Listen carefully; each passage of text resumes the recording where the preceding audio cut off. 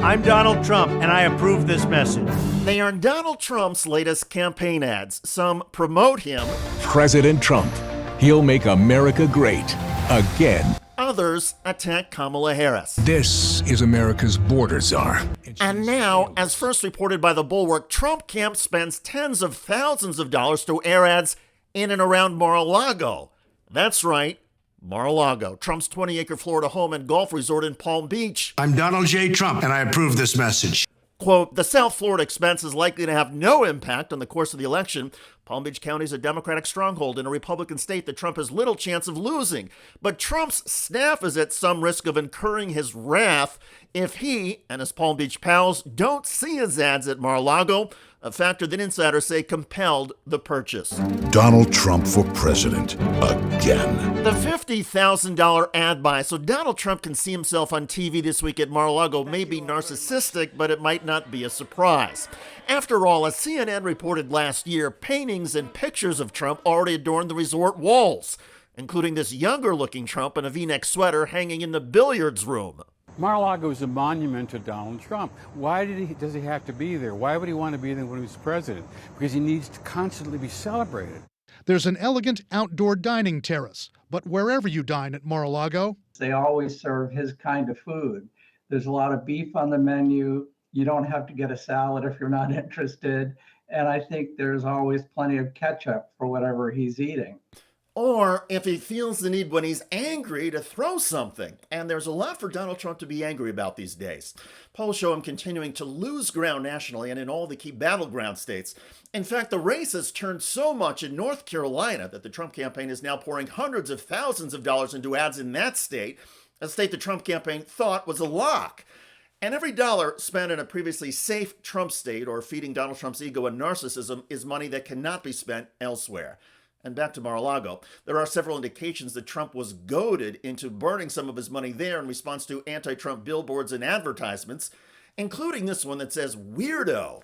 Psychopac.org put this up and took the photo near the Mar-a-Lago entrance. Welcome to Mar-a-Lago, home of the felon. Earlier this summer, the anti-Trump PAC ran this ad on the Palm Beach cable system for Fox News, ESPN, and the Golf Channel. The channels broadcast in Mar-a-Lago restaurants, bars, and golf shop. Donald Trump has never, ever been right in the head. The late, great Hannibal Lecter.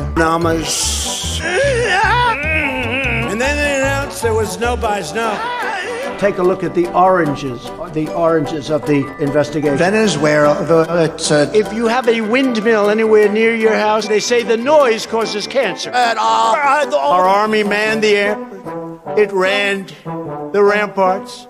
It took over the airport. They have voter ID. They have ID on everything. You buy a loaf of bread, you have ID. The first non-incumbent. The kidney has a very special place in the heart. So after Donald Trump and his Mar-a-Lago guests were exposed to that for a week, it is perhaps understandable that Donald Trump, given his narcissism and insecurities, would want his guests and wealthy donors and himself to see something positive. But there is a vicious cycle to all of this, because the money Trump is spending to soothe his own ego at Mar-a-Lago signals that the anti-Trump messages and ads are getting under his skin. And so the various anti-Trump PACs are now vowing to spend more money in the weeks ahead, again targeting Palm Beach, Florida, and Mar-a-Lago. The Lincoln Project says it would be delighted to get into an advertisement spending war with Trump in Palm Beach County, and the catalog of Lincoln Project ads is extensive. The latest undercuts Trump's new effort to appear more nice, likable, and sophisticated. Don't get personal, talk about policy. I try and be nice to people, you know? What about Christie? He's a fat pig. The problem with Ron DeSanctimonious is that he needs a personality transplant, and those are not yet available. Little Rocket Man. Little Marco. Such lying, disgusting people. We have a bunch of losers. The losers. This guy is a loser. Was a loser. That's right, losers. It's a failing pile of garbage. Crackhead. Little pencil neck Adam Schiff. He's got the smallest, thinnest neck I've ever seen. She doesn't have the look. She doesn't have the stamina. I'm a better looking person than Kamala. Have you heard her laugh? That is the laugh of a crazy person. He's a sleeping son of a bitch. Oh, no, Christie's, he's eating right now. He can't be bothered. Hey, I know you're not thinking. You never do. I'm sorry? You are a rude, terrible person. I don't have a lot of respect for her. I don't have a lot of respect for her intelligence. I don't know what I said. I don't remember. He's a pussy. I think I'm entitled to personal attacks.